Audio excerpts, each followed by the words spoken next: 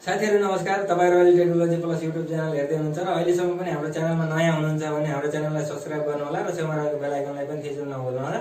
र हामीले आजदेखि कक्षा 11 को चाहिँ अकाउन्ट विषय चाहिँ पढाउन जाँदै छौं। तपाईहरुलाई चाहिँ कस्तो लाग्छ सल्लाह सुझाव चाहिँ कमेन्ट बक्समा हालिदिनु होला। र हाम्रो यो अकाउन्ट विषय चाहिँ विकास विष्ट सरले पढाउँदै हुनुहुन्छ र सुरु गर्न जाँदै हुनुहुन्छ उहाँ। नयाँ टेक्नोलोजी सम्बन्धित जानकारीको लागि सब्स्क्राइब गर्नुहोस् टेक्नोलोजी प्लस युट्युब च्यानल र छेउमा रहेको बेल आइकन पनि दबाउनुहोस्। धन्यवाद सरलाई।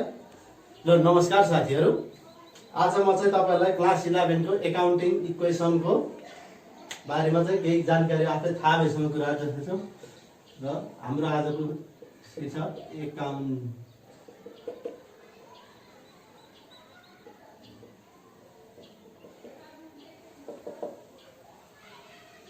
यो एकाउन्टिङ इक्वेसन।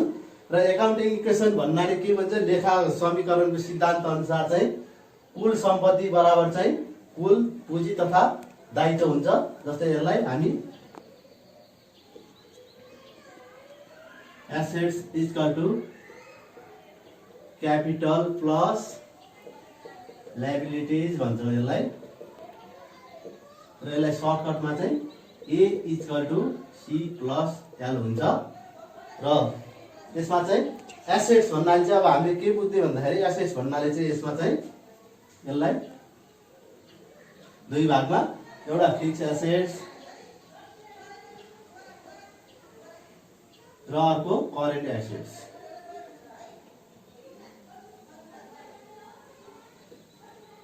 र फिक्स एसेट्समा चाहिँ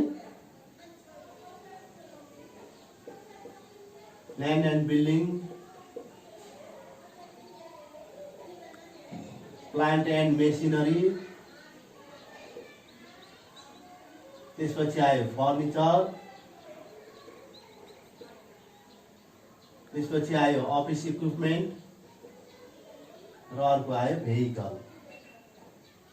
यिनीहरू पर्छन् भनेपछि यो करेन्ट एसेट्समा चाहिँ क्यास, त्यसपछि आयो डेप्टर्स, त्यसपछि आयो एडभान्स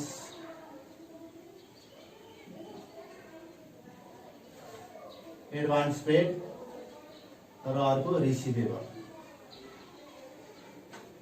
यिनीहरू चाहिँ हाम्रो एसेट्समा पर्ने भयो। जस्तै फिक्स एसेट भनेको कुनै पनि तपाईले व्यापार व्यवसाय गर्दाखेरि, त्यो व्यापार व्यवसाय गर्दाखेरि चाहिँ हामीले एउटा फिक्स ठाउँको लागि चाहिँ हामीले गरिसकेपछि, जस्तै ल्यान्ड एन्ड बिल्डिङ भइहाल्यो, प्लान्ट एन्ड मेसिनरी पनि फिक्स एसेट भइहाल्यो, फर्निचर भइहाल्यो, अफिस इक्विपमेन्ट र भेहिकलहरू भइहाल्यो भने।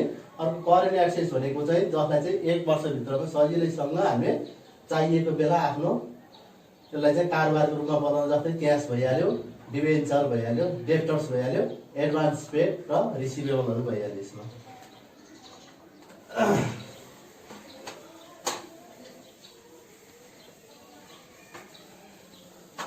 र अर्को क्यापिटल भनेको, यसलाई चाहिँ हामी पुँजी भन्छौँ। यसलाई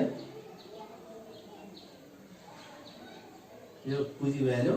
र अर्को लायबिलिटिजमा भनेको चाहिँ तपाईले चाहिँ भविष्यमा कसैलाई तिर्नुपर्ने, जस्तै तपाईले यसमा चाहिँ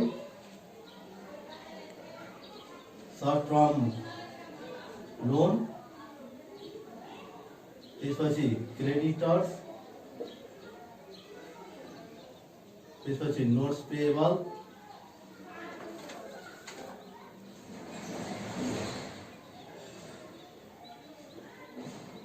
यसमा चाहिँ लायबिलिटिजमा चाहिँ यिनीहरू पर्ने भइहाल्यो। यो चाहिँ हामीले चाहिँ भविष्यमा तिर्नुपर्ने दायित्वको रूपमा चाहिँ हामीले यसलाई बुझ्नुपर्छ। र यसमा चाहिँ अर्को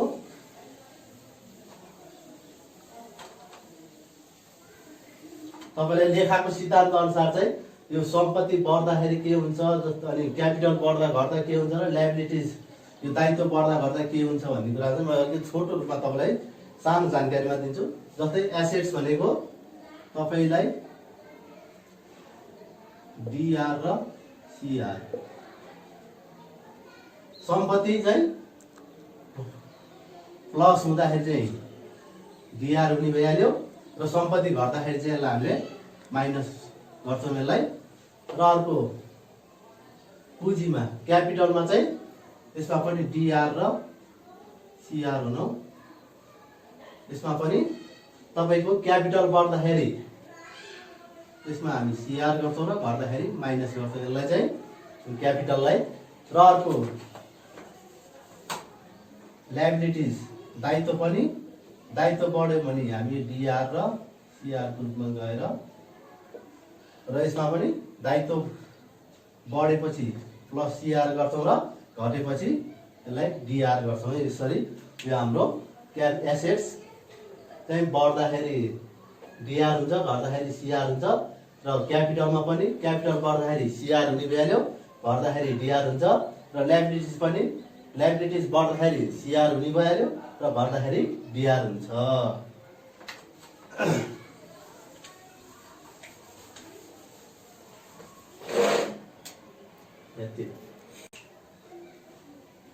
र म तपाईलाई यसको एक्जाम्पलको रूपमा एक्जाम्पलहरु दिनेछु।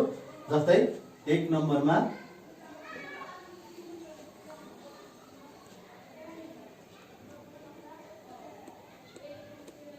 परचेज मेसिन रुपीज 10,000 रुपैयाँ गर्दाखेरि हाम्रो यसको एकाउन्टिङ इक्वेसन भनेको A = C + L। र अब यसमा बुझौं, तपाईहरुले मानौ तपाईले व्यापार व्यवसाय सञ्चालन गर्दाखेरि कुनै मेसिन चाहिँ 10,000 मा ल्याउनु भयो भने अब यसको एकाउन्टिङ इक्वेसन के हुन्छ भन्दाखेरि अब मेसिन भनेको अहिले के हुने थियो तपाईहरुलाई एसेट साइडमा पर्ने भएपछि हामीले कुनै पनि व्यापार व्यवसाय गर्दाखेरि मेसिन किनेर ल्यायो भने हाम्रो लागि के भयो त्यो आम्दानी उसमा भएपछि हामीले एसेट्समा प्लस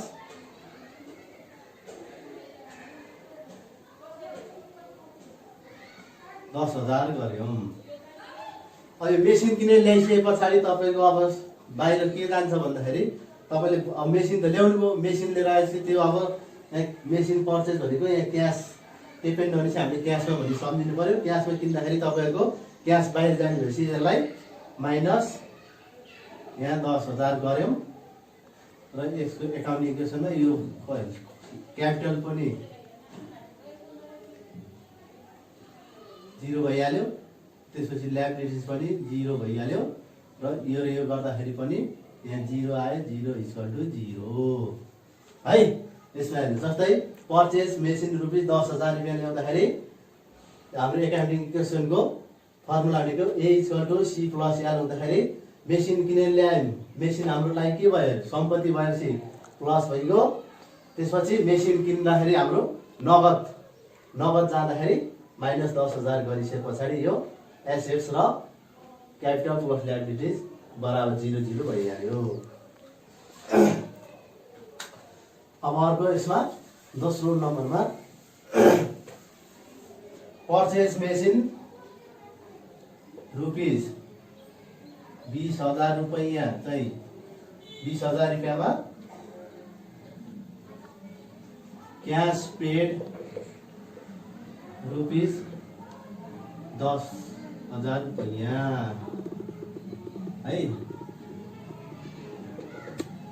अब चाहिँ कुनै एउटा मेसिन चाहिँ 20,000 रुपैयाँमा किनेर ल्याउँदाखेरि चाहिँ क्याश पेमेन्ट चाहिँ कति दियो 10,000 रुपैयाँ मात्र दिँदाखेरि यसको एकाउन्टिङ इक्वेसन के हुन्छ भन्दाखेरि A = C + L हुँदाखेरि हाम्रो मेसिन कति किनेर ल्यायौं हामीले 20,000 रुपैयाँ। हामी यहाँ 20,000 रुपैयाँ यहाँ गर्यौं। त्यसपछि आएर मेसिन 20,000 रुपैयाँ किनेर ल्याउँदाखेरि क्याश पेड चाहिँ कति गर्यौं हामीले 10,000 रुपैयाँ भन्दाखेरि यहाँ माइनस 10,000 रुपैयाँ हाम्रो के भयो त यो क्याश गयो। क्याश जाँदाखेरि हाम्रो के भयो त सम्पत्ति घट्यो। यो भइसके पछाडी अब यहाँ क्यापिटलमा छैन 0। अब उधारो किनेर ल्याउँदाखेरि हामीले 20,000 रुपैयाँ सम्पत्ति किनेर ल्याएर आयौं, 10,000 रुपैयाँ चाहिँ नगद दिएपछि 10,000 रुपैयाँ के भयो त हाम्रो तिर्न बाँकी रह्यो। तिर्न बाँकी हुँदाखेरि दायित्व चाहिँ हाम्रो चाहिँ लायबिलिटिज चाहिँ बढ्यो भनेपछि प्लस यहाँ 10,000 रुपैयाँ भयो। यो गरिसकेपछि यो 20 बाट गर्दाखेरि यो 10,000 रुपैयाँ भयो र यतापट्टि पनि यो हाम्रो 10,000 रुपैयाँ भएपछि यो एकाउन्टिङ इक्वेसन हाम्रो बराबर भयो। बुझ्नु भएको छ नि अहिलेसम्म यतिसम्म त?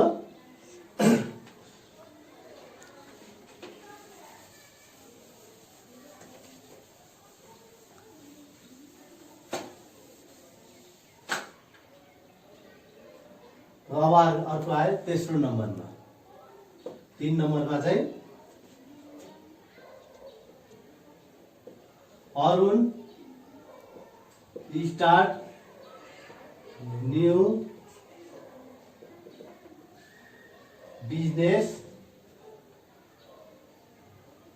Arun start new business purchase of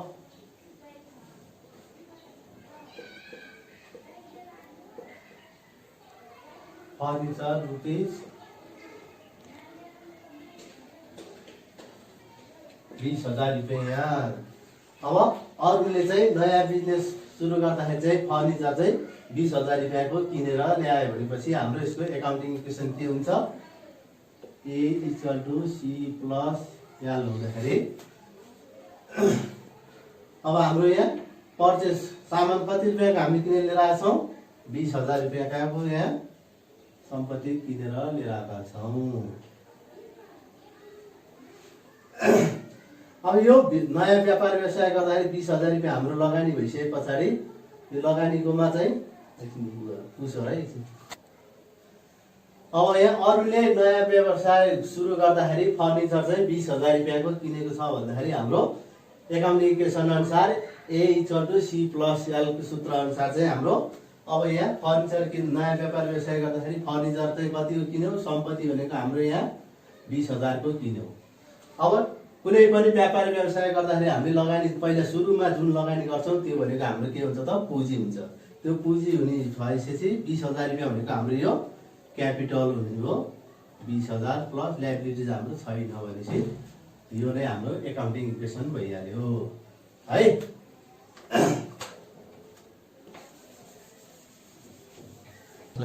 अब आयो 4 नम्बर, एक्जाम्पल नम्बर 4। 4 नम्बरमा अर्को आयो हाम्रो अब क्यास सेल्स रुपीज 10,000 रुपियाँको हामीले कुनै एउटा सामान हामीले बिक्री गर्दाखेरिको चाहिँ यसको एकाउन्टिङ इक्वेसनमा चाहिँ A = C + L हुँदाखेरि हाम्रो अब भनौँ हामीले कुनै वस्तु उत्पादन गरेपछि त्यसलाई हामीले बिक्री गर्दाखेरि चाहिँ हाम्रो पहिला सुरुमा के हुन्छ त? त्यो सामान बिक्री गर्दाखेरि हाम्रो एसेट्स घट्ने भयो माइनस यो भनेको 10,000 रुपियाँ है। अब सम्पत्ति कुनै सामान एउटा बिक्री गरेपछि हामीले सामान त घट्यो, सामान घटेपछि हामीले के आउँछ त?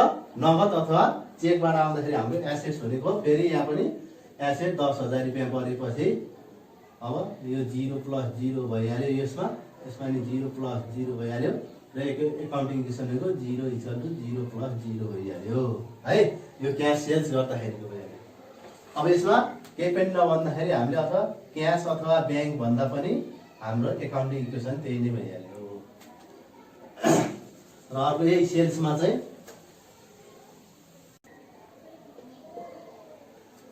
गुड्स सोल्ड रुपीज 10,000 रुपैयाँ एन्ड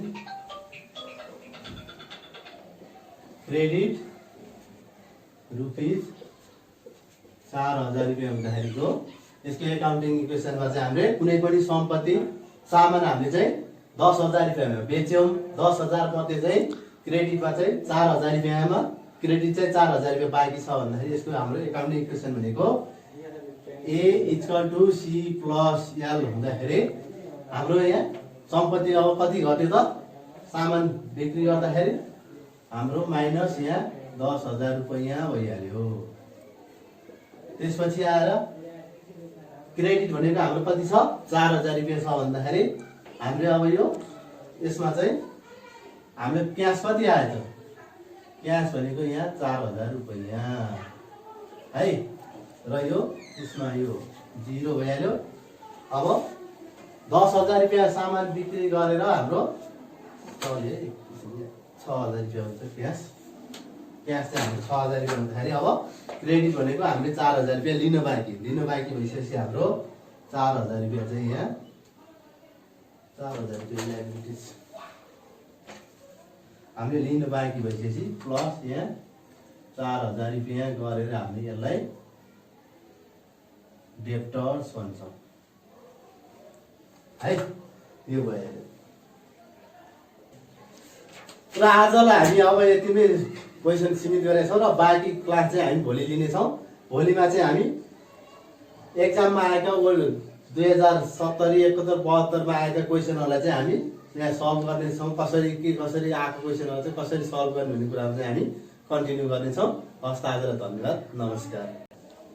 र साथीहरूलाई हाम्रो भिडियो चाहिँ कस्तो लाग्यो? भिडियो राम्रो लाग्यो भने साथीभाइसँग सेयर गर्न पनि नभुल्नु होला।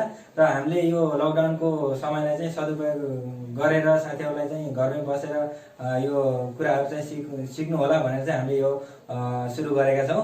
र राम्रो लाग्यो भने साथीभाइसँग सेयर गर्नु होला। र हामीले सुरुको लागि चाहिँ हामीले फेसबुक पेज मार्फत यो भिडियोहरू अपलोड गरेका छौँ र तपाईँहरूको प्रतिक्रिया चाहिँ कस्तो आउँछ त्यसअनुसार चाहिँ हामीले युट्युबलाई चाहिँ कन्टिन्युटी दिनेछौँ भन्न चाहन्छु।